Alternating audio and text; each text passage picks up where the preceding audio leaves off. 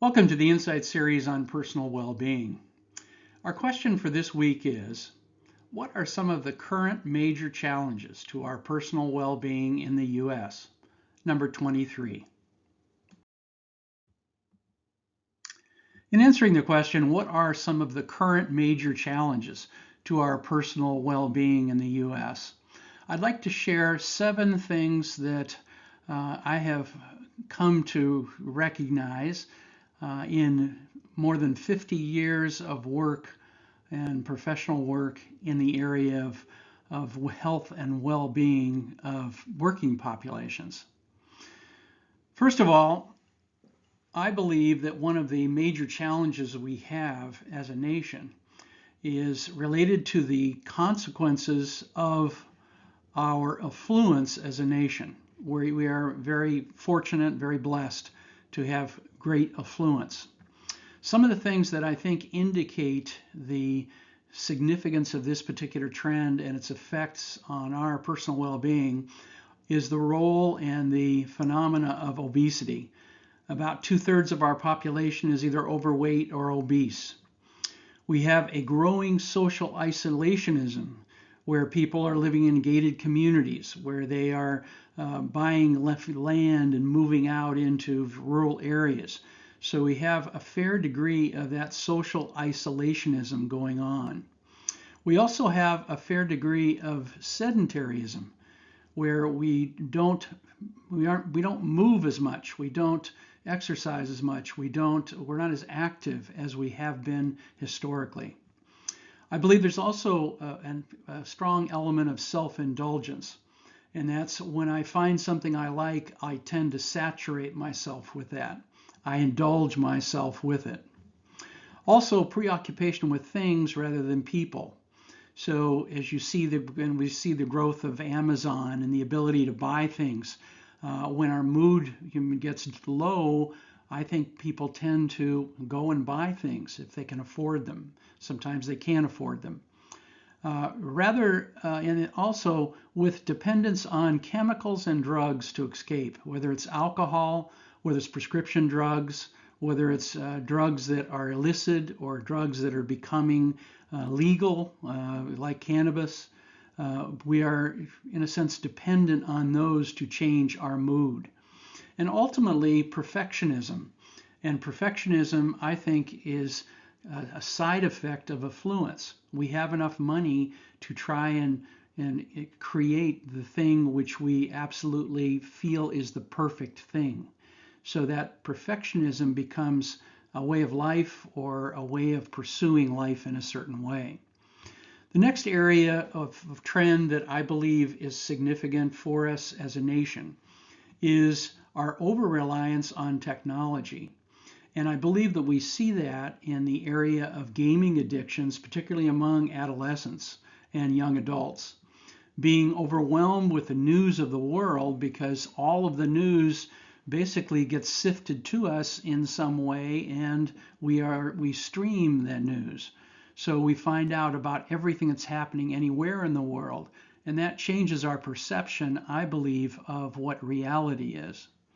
Also, our ignorance of many basic life processes, how out of touch we are with food production, even though we are making efforts to try and get local sourcing in much of our food table and food structure. Excessive use of screen time, and I think that's a problem. I know it is within my family with grandchildren about the excessive use of screen time and their devotion to the games that they play on the screen. Overdependence on technology, so that we tend to go to technology solutions.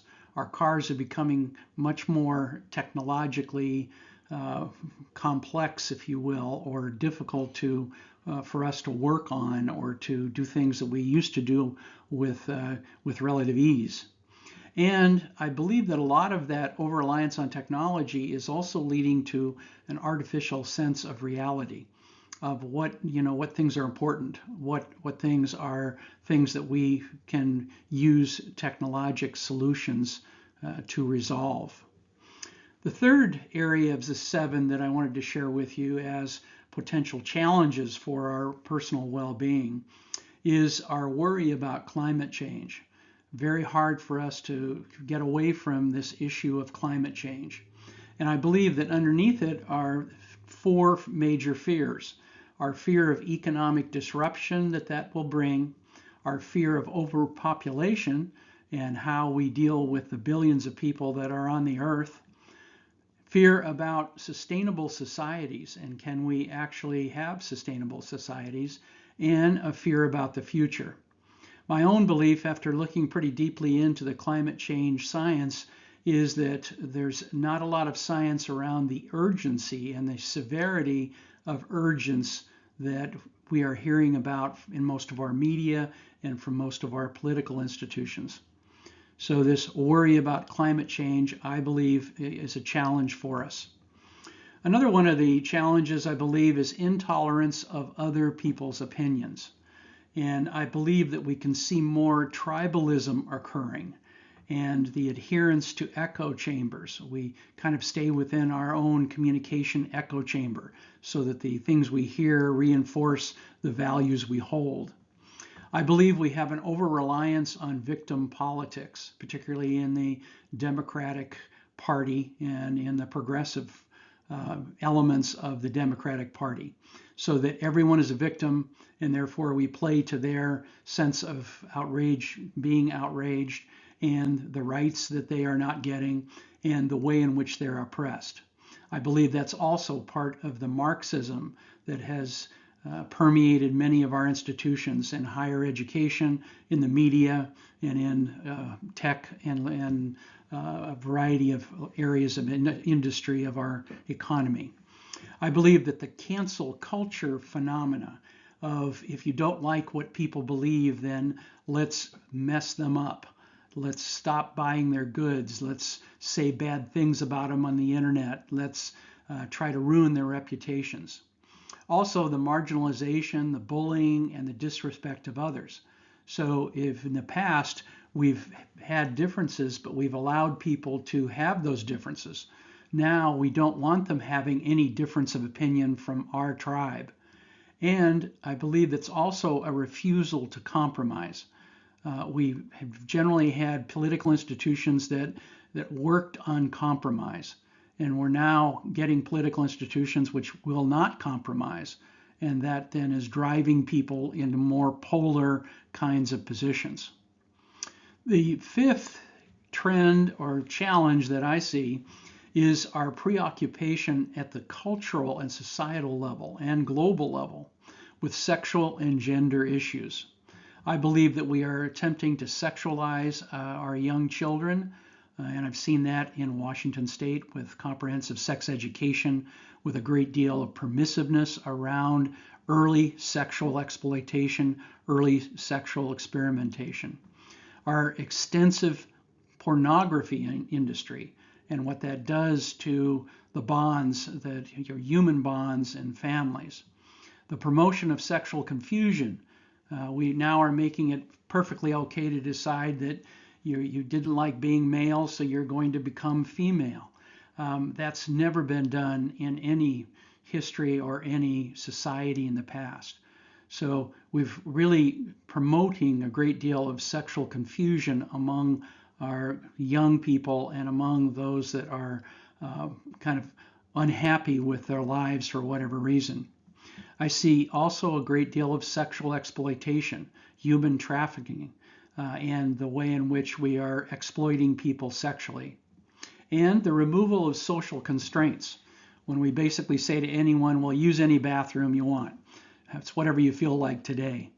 That's a social constraint that's unfortunate if it is reduced or eliminated, because it does in fact allow people that are not necessarily very rational or very appropriate in their thinking to do things that are going to be disruptive and harmful to others.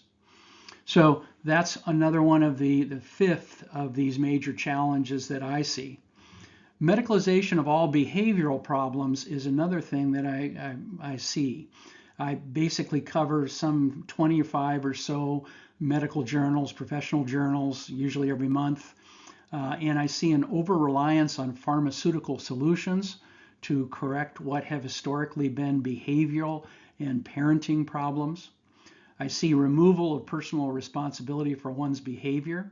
So it was really my society's fault, my community's fault, my family's fault, my parents' fault, but it's not my responsibility. So my behavior really becomes something that I'm not responsible for. I believe that's a very serious and bad thing to have happening. I think the decriminalization movement itself, where we are eliminating a lot of things like camping in urban areas and the homelessness that's part of that. And I'm going to mention another couple of things about that in a moment. But if we take away the misdemeanor status, if we take away any bail, if we basically say to people, we think you're all good and you're going to do the right thing, and therefore we're not going to have a correction system or a penal system or a system to help people that are on the fringe of society or dangerous or doing hazardous things. That's not a good long-term thing. And homelessness, and particularly the issues around how people have given up on their responsibilities. They've become overwhelmed. They've decided, drugs are a better route for me. Maybe mental health problems have been in my background in my family, and I'm going to pursue that kind of lifestyle. I'm going to drop out. So these are what I would consider more of the medicalization of all behavioral problems and the use of society to remove much of what has historically been a key to Western civilization, which is the responsibility for one's behavior. The last one is the eroding sense of mental well-being, and I think we saw a lot of this with the COVID pandemic and increasing levels of mental non-well-being or the erosion of that mental well-being. I believe that if we look at the pattern and change that's going on around suicide occurrence and homicide occurrence and rates, the growing prevalence of depression in many segments of our society, the growing family estrangements. I see them in my own life, but also in my church life and in other areas. We see lots of people who are becoming estranged from their families and essentially removing contact. Growing social isolation, which goes along with that estrangement, and increasing prevalence of sleep disorders, affecting how we sleep and how peaceful we are and what kind of sleep experience we have.